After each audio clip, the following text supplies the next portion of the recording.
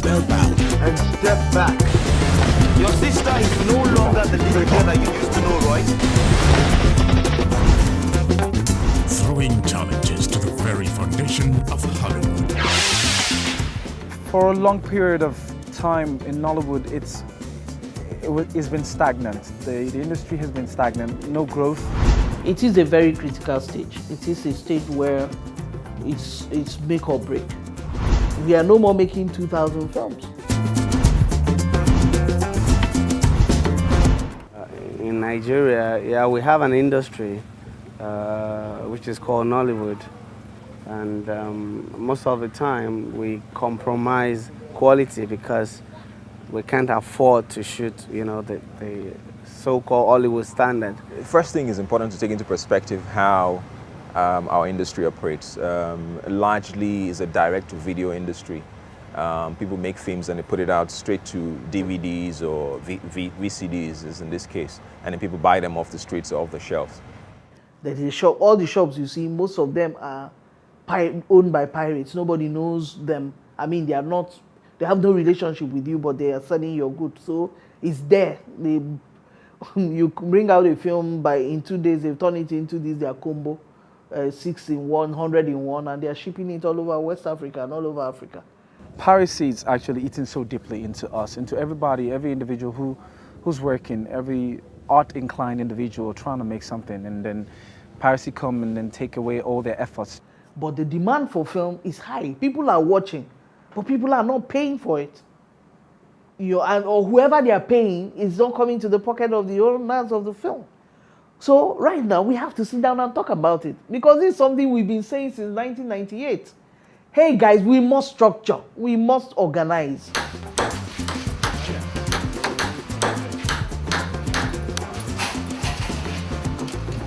Right now we're on the set of the Figurine, which is my second feature film as a filmmaker.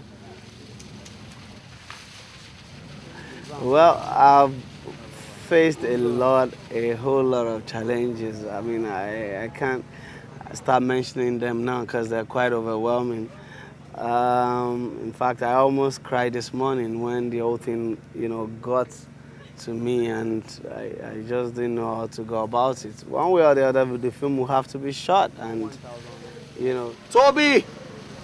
Leave that place. One of the challenges I first faced was raising funds, for the film.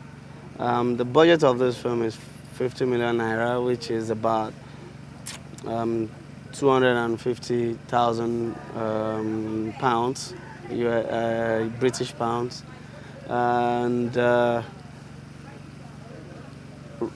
I couldn't get to raise the money, so the little I raised, I decided to start and just keep pushing it and hoping that money will keep coming in as we go on.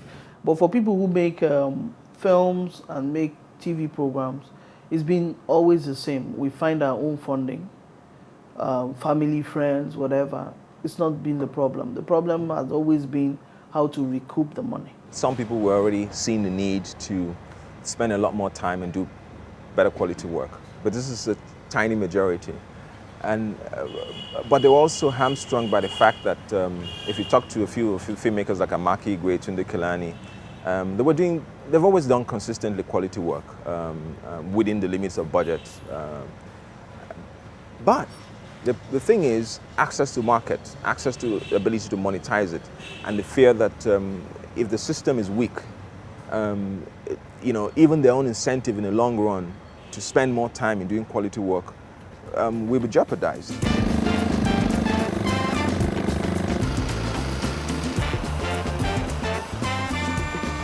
Another major challenge is getting a generator set to power all the lights we have.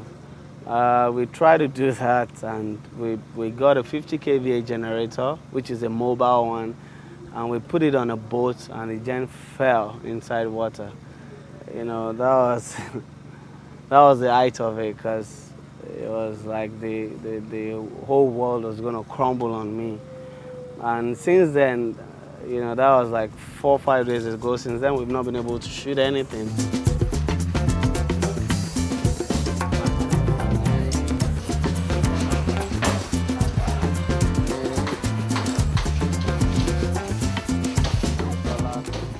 I got most of the Nollywood stars, because that's what we call them, to be part of this shoot. Well, this is quite a huge budget movie. And it's a big risk on the part of the producer, come director, come actor. And I believe strongly because he's just of the belief and impression that we could do something really nice. We could do a good story. But some of them, all of them agreed to be part of this shoot because after reading the script, they realized it's totally different from their, kind of story, the kind of story they tell. Then when they also realize the people involved, the crew, they realize that they are professionals and, they all agreed to be part of this and they're ready to stay on set for as long as, it takes us to achieve this together. All right, I'm now in this particular film. I don't work in most Nollywood films, but when a film is a little bit on the cultural side and is a little bit on a more serious note, I get involved. Kunle wanted to do something that nobody really has been able to do in this country. And I asked him for his schedule. He said he'll be shooting for 8 weeks, so it's like 2 months. It's not common, it's not something you find. I want everybody to go to the cinema and see the film when it's out, but tell you what, is a new direction in the African cinema. There is an old folk tale that when the goddess Araromire wanted to come to the earth, she asked the priest to bring her forth from the back of a cursed tree.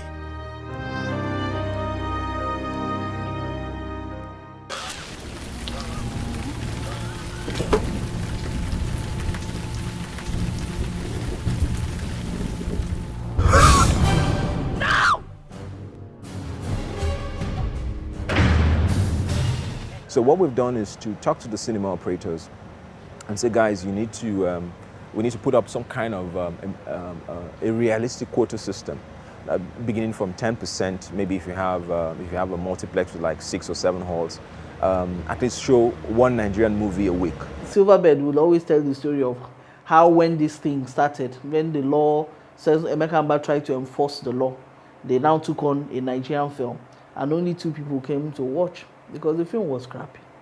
But I think they purposely chose a crappy film so as to say that, look, it doesn't work. But the industry also has to step up to the challenge, because the cinema operators will say to us, look, these guys make these movies, they don't take into consideration that these movies are going to be projected onto the big screen. Sound is a big problem.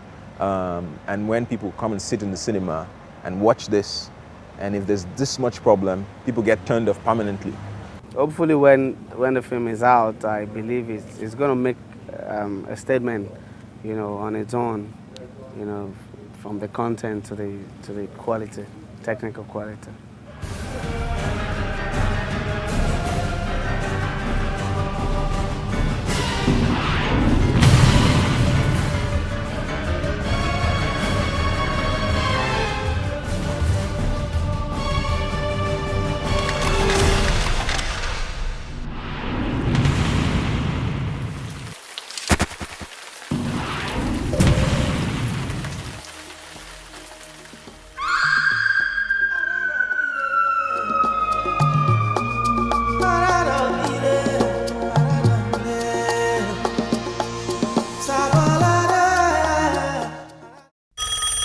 Yo, what's up? Well, frankly, I've always said that Nollywood is a nomenclature that, has been used to describe the entirety of the Nigerian film industry, but obviously Nollywood is not the entirety of the Nigerian film industry.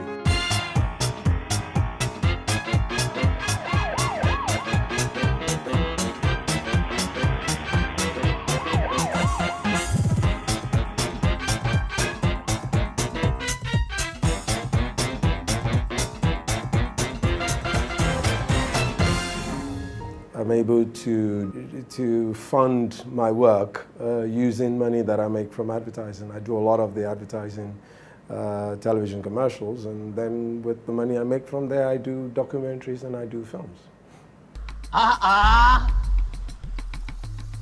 Young man, you shouldn't be looking like this, What is your problem? Is it love, money, or even sex? You shouldn't be looking like this. I have a charm here for every problem. For me, it's unquestionable to imagine that a producer will be expected to generate a concept, an idea, fund its production, and then pay for airtime to be able to put it on air. It doesn't work that way anywhere else. So for me, it's been easier and better to work with the cable companies, particularly with Mnet. I've done quite a few work with them that are commissioned. The latest, of course, right now is the soap opera Tinsel. Two film studios fight tooth and nail in Tinsel, the first multicam soap produced in Nigeria. This company is not your family. I'm working now on a daily soap called Tinsel. It's mine. Unrivaled suspense, intrigue, and romance. Nothing ventured, nothing gained. I'll take the risk. Straight from our Nollywood set. That is why you never succeed. You're too damn honest. You have disgraced yourself, me, and the entire company. Tinsel, every Monday and Tuesday night at 8 p.m. and unmissable Mnet first. Funny enough, it's supposedly about the Nigerian film industry, but I think a stylized, idealized version of the Nigerian film industry, where it's like a studio system, which isn't really what we have here. But it's supposed to be about two rival studios. Everything that goes on Nigerian television between the hours of 7 and 10, that is prime time, must be Nigerian. And that's because of political, but I think the main argument is cultural. Because they've been, a deluge of a lot of foreign stuff between those hours, and the argument is that it affects our culture, it affects our people. But I think, as far as I'm concerned, it's a good business decision that government has made for people like me. The fact that Nollywood has now, taken on a global form, people are beginning to celebrate it, but at the same time, in some circles, repudiate it. But the fact is, it's taken off a life form of its own. On the flip side, if you agree that filmmaking is a global language, then you'd also have to admit that Nollywood is in fact a vernacular version of that language. It's a pidgin version. It's a street language, more or less. I think part of what's the reason why, despite all its flaws, the Nollywood industry has managed to catch on so widely, at least across Africa, is that they are very Nigerian. They don't try to run away from the fact that they are so Nigerian in their yelling and screaming and melodrama and things like that. I mean, I can't undo what I've done. I can't kill myself now, please. Please now. That will wreck so much that Mom will start coming in. I don't want that kind of stress. Please now. Damn well need to grow up. Say stop. Get out! So. Look at everything Nigerian. Look at the religion. People no longer pray silently. You just have to shout. When three people are gathered together, you need a microphone to address them. They are not deaf. They are not dumb. They hear quite all right. But the idea is that people believe that, you must have to shout. Are you getting me? So we have a carryover of this particular kind of culture into films. There is the fact that we are a certain type of people, and sometimes you find yourself having to write scripts where people want people to be all proper and posh and not really recognizable as Nigerians. Most Nigerians at home, they don't speak English. They speak broken or they speak their native tongues. At home, we eat with hands. How many films have you seen people do that? There's all these cliches about the way a woman acts or the way a woman thinks or behaves that I think, it's like how, again, in the home video industry, there's this whole, if a girl wears a short skirt in a movie, she's probably going to die by the end or become born again because she's probably a prostitute, things like that. It's just very... C'est pas fun lónìí. Sọ̀rọ̀ sorry sketty. Ọba ń ka sókè báyìí. Sọ ibi tó dé. Mú olè báwọn. Ṣé kò wá ní kéré báwọn? Kò kéré. Mo ṣe máa ń wọlé konú. Right now, before the end of the film, people can actually tell you what the film is how it's going to end and all that. So, that's putting pressure on us to work harder. I think filmmakers here have to do more than showcase the juju stuff. They need to do more than showcase the incredible wealth that just less than 5% of Nigerians have. To begin to see how beyond entertainment there can be edutainment.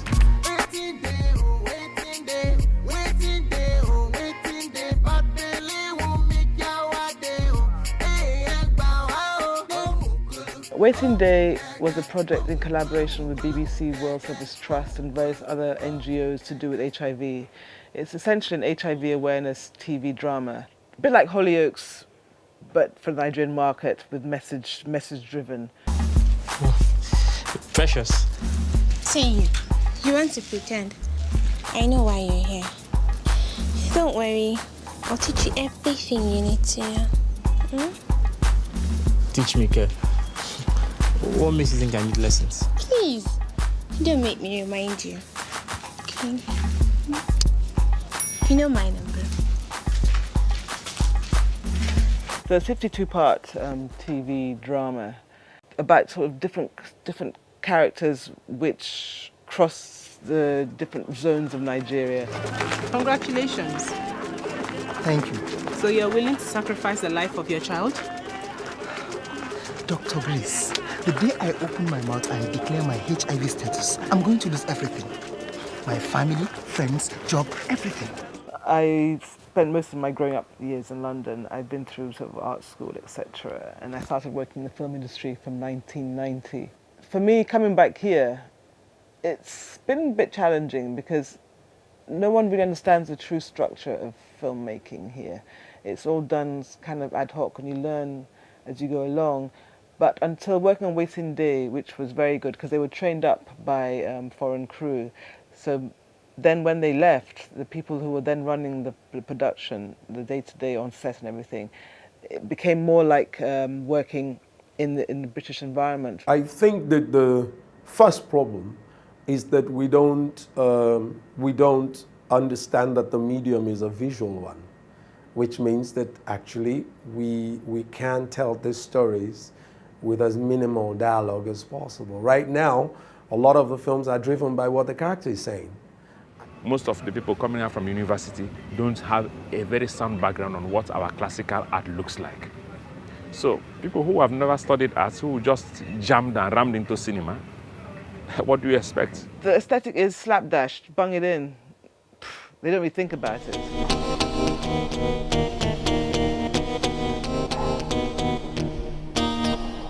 You're saying that all the money goes to the actors. That is so not true. All the money goes to the executive producers, that's what I'll say, and the pirates. The actors don't get anything out of it, don't get much out of it.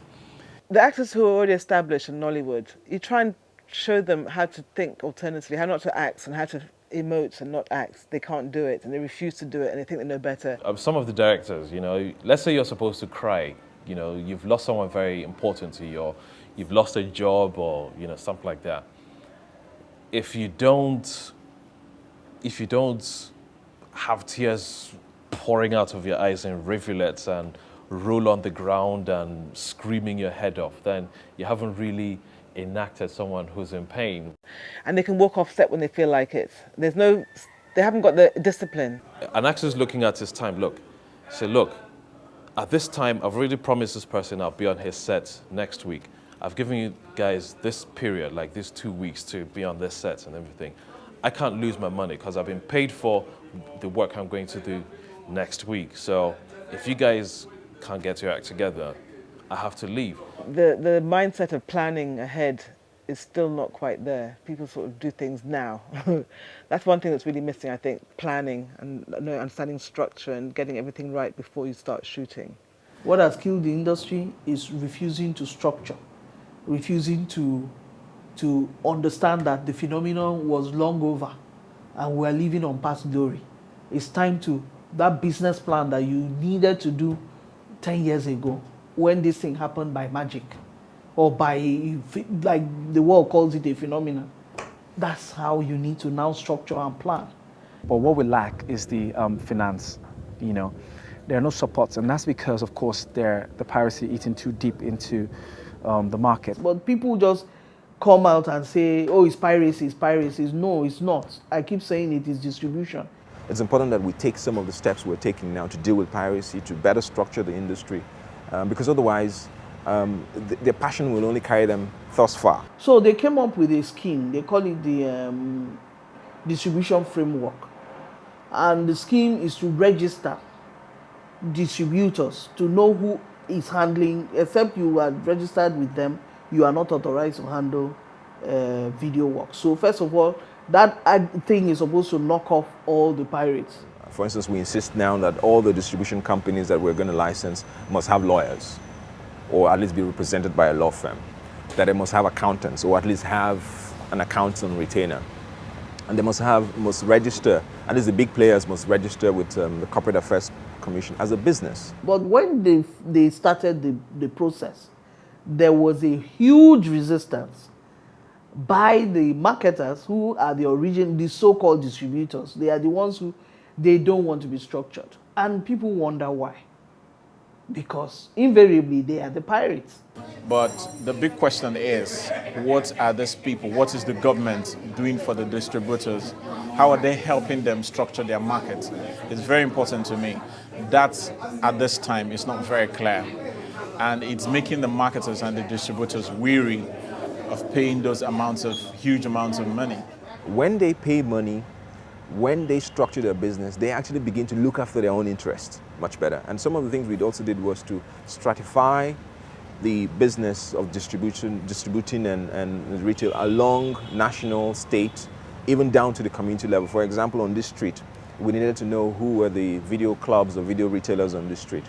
And we hope that what that will mean is that from the day you release your film, it's in every part of the country. I will say that I believe that it will improve quality. We won't be doing this if we didn't think that it will be improving quality. Not everybody can wake up and make CDs of their films to sell. So you have to have a good enough film for the distributors, because there are few, to agree to distribute them. You know, so it has to be good. The film has to be good.